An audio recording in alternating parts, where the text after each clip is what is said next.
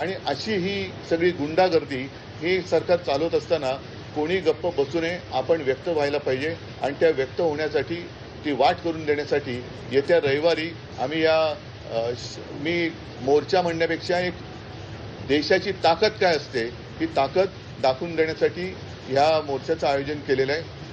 जसं राजने सांगितलं की शिवाजी पार्क ते सिद्धिविनायकला राज आपण जाऊन दोन गोष्टी करू. एक तर या सरकारला सुबूत देणे, नाहीतर सिद्धिविनायकाला साकडवलं की या देशावरती आलेलं हे अरिष्ट सरकारच्या रूपाने हे लवकरात लवकर दूर कर.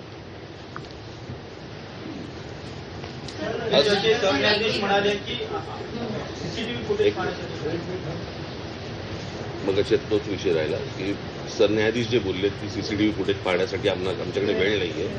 मुळात ह्यांच्यामुळेच हे झुरळ सुरू झालं ना. जन्मदाते तेच आहेत ना. आणि त्यांनी जन्म दिल्यानंतर त्या पोराकडे बघायला नको. मी महाराष्ट्रामधले पोलीस ह्या सर्व आंदोलनकर्त्यांना चांगलं सहकार्य करतायत. काही त्रास देत नाहीयेत. काही गोष्टी झाल्यात. माझ्याकडे आता एक व्हिडिओ आलाय. मला असं वाटतं की मी तो आता मुंबई पोलीस कमिशनरला देखील पाठवलेला आहे. एका टॅक्सीतनं मुलं चालली होती आणि ती मुलं चालली असताना टॅक्सीचं नाही, पोलिसांच्या गाडीतून आणि तो पोलीस त्यांना सांगतोय त्या मुलांना की परत या एरियात जर दिसलात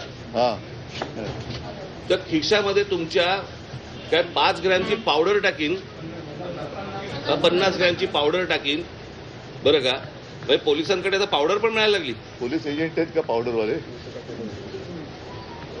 हा पोलीस कोण ड्रग सप्लायर आहे का?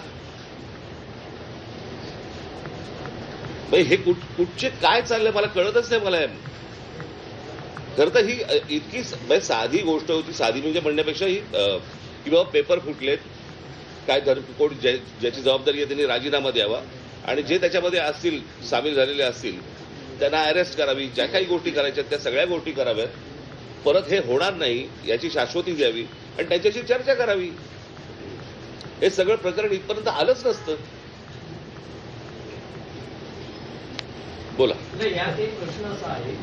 नाही दिनेश एक मिनिट. आज जे मोदीने ट्विट केले का काय केले मला कल्पना नाही की दोषींना सोडणार नाही. तर ज्यांनी या मुलामुलींवरती निर्दयीपणाने लाठीमार केलेला आहे, ज्यांनी मुलींचे कपडे फाडलेत, जे पोलिसांच्या वेशात न येता जे गुंड तिकडे घुसलेत, या गुंडांना पकडून त्यांना सुद्धा कठोर शिक्षा करण्याची जबाबदारी मोदी घेत आहेत का? हे गुंड कोणी घुसवले होते? हे गुंड कोणी आणले होते? आणि राजरोज फिरतात त्यांचे पण व्हिडिओ आहेत. अगदी ती काठ्या बिठ्या आणि पोलिसांच्या लाठ्या त्यांच्या हातात कुठून आल्या? मुख्यमंत्री देवेंद्र फडणवीस आणि के.पी. नड्डा हे भाजपचे केंद्रातले नेते आहेत. ते असं म्हणतात की विरोधी पक्ष हा विद्यार्थ्यांच्या खांद्यावर बंदूक ठेवून या विषयाचं राजकारण करतो. भारतीय जनता पक्ष आजपर्यंत काय करत आलं? त्यांचा असाही दावा आहे की काँग्रेसच्या राजवटीतही अनेकदा पेपर फुटलेले आहेत. तेव्हाही आंदोलन झाली की. म्हणून तर बदललं ना सरकार. त्यावेळेलाही आंदोलन झाली. त्याच्यानंतर सरकार बदललं, ह्यांचं आलं. हे ते तसे आहेत म्हणून ह्यांना आणलं. हेही तसेच. म्हणजे ते सांगतात की सरकार बदला आणि विद्यार्थ्यांच्या खांद्यावरती बंदुका विरोधी पक्ष ठेवत असतील तर विद्यार्थ्यांच्या छातीवरती बंदुका तुम्ही का रोखता? नाही. आणि दुसरी गोष्ट त्या अण्णाच्या टोप्या घालून कोण फिरवते? त्यांचीच माणसं होती ना. अण्णांकडे एवढी माणसं नव्हती. आणि ह्याच्यामध्ये परत ह्यांनी काही चुका केल्या की त्याचं राजकारण नाही करायचं. आणि हे ज्यावेळेला विरोधी पक्षात जातात त्यावेळेला सगळ्या गोष्टींचं राजकारण करणार. पण शरद पवार काल पंतप्रधानांना भेटले. त्याला जंतर मंतर म्हणतात. तेच आहे की त्यांनी तुम्हाला काही कल्पना दिली आहे का? कारण नाही, मला असं वाटतं विषयाला आता फाटे फोडण्याची आवश्यकता नाहीये. आम्ही सगळेजण आम्ही एक नाही ऐका मला बोलू तर द्या. मला बोलू तर द्या.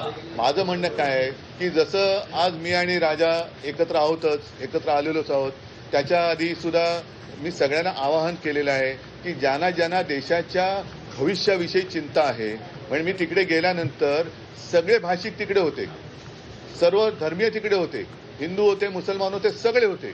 आता ज्यांना देशाचं, कारण हा देश जर का आपला आहे तर देशाच्या भविष्याची ज्यांना चिंता आहे त्यांनी पंतप्रधानांना भेटून त्यांची एक चिंता व्यक्त केली असेल तर मला माहिती नाही, नाही तर त्यांनी मुलांना भेटायचं, ते परवा तिकडे गेले होते. पंतप्रधानांनी आता मुलांना भेटण्याची गरज आहे. आणि नुसतंच असं जर का ढकलम गाडी चालणार असेल तर काय उपयोग नाहीये. नाही त्यांनी नाही आता आपण जे म्हणालात, आम्ही रविवारी मोर्चा जाहीर केलेला आहे. तर रविवारी जर का पवारसाहेब येत असतील, अगदी नरेंद्र मोदी येत असतील, देवेंद्र फडणवीस येत असतील, येऊ द्यात. म्हणजे विरोधी कशाला? एक फक्त विषय आहे की तुम्ही मोर्चाचं रूट सांगितलं, तर वेळ काय आहे, किती वाजता? सकाळी 10ची जमायची वेळ आहे. साधारणपणे 11:30 पर्यंत, 11, 11:30 पर्यंत निघू. आंदोलन जाहीर झालेलं आहे. जंतर मंतरवर पोलीस आपल्याला पाहायला मिळतात आणि मुंबईत देखील अनेक विद्यार्थ्यांना पोलिसांनी गाडीतून नेऊन पोलीस स्टेशनला वगैरे नेलं. आपण स्वतः काल विद्यार्थ्यांनी आंदोलन जाहीर झाल्यानंतर आपल्या अनेक कार्यकर्त्यांना, नेत्यांना नोटीस जाऊ शकतात, विद्यार्थ्यांची धरपकड होऊ शकते. सवय आम्हाला. यासाठी